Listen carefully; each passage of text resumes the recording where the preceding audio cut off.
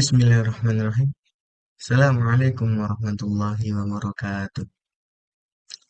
Innal hamdalillah nahmaduhu wa nasta'inuhu wa nastaghfiruh wa na'udzu billahi min shururi anfusina wa min sayyiati a'malina. May yahdihillahu fala mudilla lahu wa may yudlilhu fala hadiya lahu. Asyhadu an la ilaha illallah wa asyhadu anna Muhammadan abduhu wa rasuluh. La nabiyya wa la rasula ba'dah. Amma ba'du.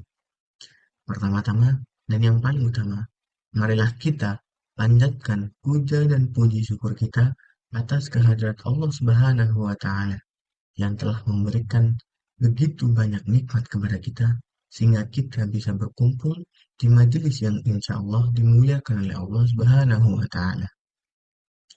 Kedua kalinya, salawat serta salam semoga selalu tercurahkan kepada junjungan kita, suri dan kita, Nabiullah Nabi Muhammad Shallallahu Alaihi Wasallam, kepada para sahabat, kepada para tabiin, tabiut tabiin, dan para pengikutnya hingga akhir zaman nanti. Teman-teman yang dirahmati oleh Allah Subhanahu wa Ta'ala, pada kesempatan kali ini saya ingin berbicara tentang sesuatu yang sangat-sangat dekat dengan kehidupan kita sehari-hari, terutama bagi kita yang tumbuh di era digital ini. Tema ceramah kita kali ini ialah Say No to Toxic Words. Teman-teman yang berbahagia, kita hidup di zaman di mana teknologi berkembang dengan sangat-sangat pesat. Media sosial menjadi bagian yang tak terpisahkan dari kehidupan kita. Namun, di balik semua kemudahan ini, ada bahaya yang mengintai tentunya, yaitu penggunaan kata-kata toxic word atau kata-kata yang merusak. Toxic word adalah kata-kata yang bersifat negatif, menyakitkan, menghina, atau bahkan merendahkan orang lain.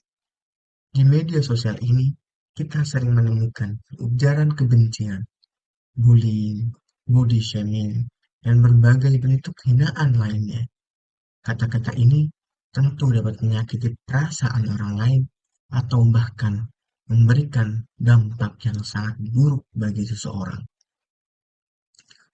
Allah Subhanahu wa Ta'ala berfirman dalam surat Al-Hujurat ayat 11 yang artinya, wahai orang-orang yang beriman, janganlah suatu kaum mengolok-olok kaum yang lain, karena boleh jadi mereka yang diolok-olok lebih baik dari mereka yang mengolok-olok. Jangan pula para wanita mengolok-olok wanita yang lain, karena boleh jadi wanita yang diolok-olok lebih baik dari wanita yang mengolok-olok. Janganlah kamu mencela dirimu sendiri, dan jangan memanggil dengan gelaran yang mengandung ejekan. Seburuk-buruk panggilan adalah panggilan yang buruk sesudah iman. Dan barang siapa yang tidak bertobat, maka mereka itulah yang zalim.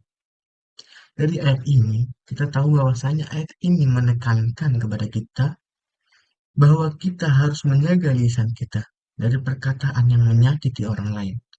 Allah Subhanahu wa Ta'ala melarang kita untuk mengolok-olok, mencela, dan memberikan julukan yang buruk kepada orang lain. Jadi, mari kita pikirkan terlebih dahulu sebelum kita berbicara, atau sebelum kita ngepost, atau sebelum kita komen, sesuatu yang bisa menyakiti perasaan orang lain.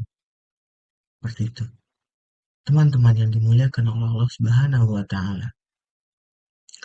Rasulullah Shallallahu Alaihi Wasallam mengajarkan kepada kita pentingnya menjaga lisan. Dari Abu Hurairah radhiyallahu anhu bahwasanya Rasulullah Shallallahu Alaihi Wasallam bersabda, "Man kana yu'minu billahi wal yawmil akhir falyaqul khairan aw yasmut." Yang artinya, barang siapa yang beriman kepada Allah dan hari akhir, maka hendaklah ia berkata baik atau diam. Muttafaqun alaih.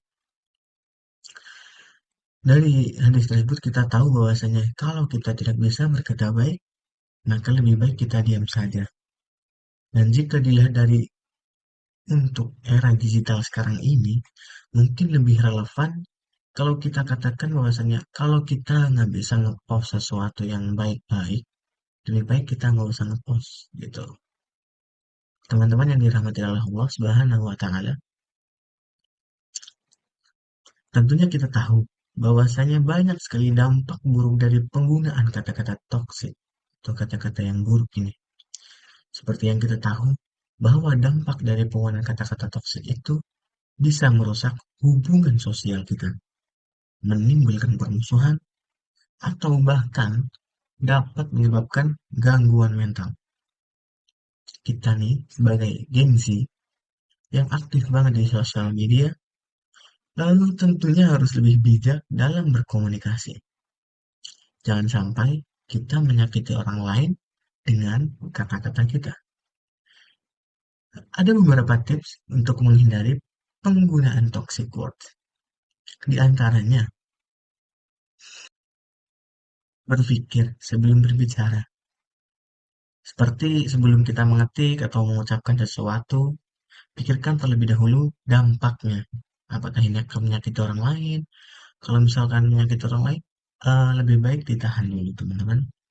Kemudian mengembangkan empati, misalnya dengan mencoba untuk memahami perasaan orang lain. Bayangkan gimana sih rasanya kalau kita di posisi mereka yang menjadi korban dari kata-kata toxic word ini. Kemudian berkomunikasi dengan santun, dengan selalu berusaha berbicara dengan sopan dan menghargai orang lain. Meskipun pendapat orang lain itu beda dengan kita. Gitu. Kemudian mendidik diri, mendidik diri sendiri terutama dan orang lain.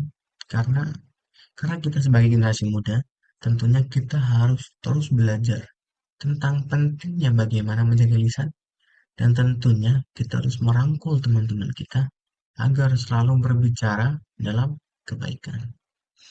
Teman-teman yang dirahmati oleh Allah Subhanahu wa taala, sebagai penutup, marilah kita berdoa kepada Allah Subhanahu wa taala agar diberikan kebijaksanaan dalam berkomunikasi dan dijauhkan dari perkataan yang bisa merugikan orang lain.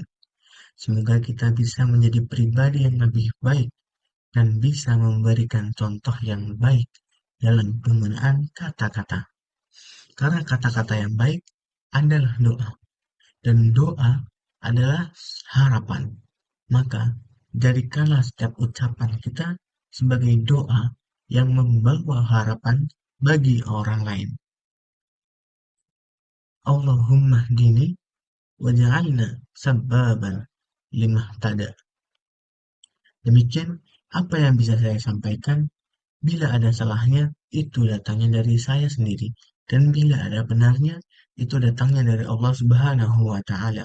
Undur ma qala, wala tandur man qala. Nun wal qalami wa ma yasturu. Wassalamualaikum warahmatullahi wabarakatuh.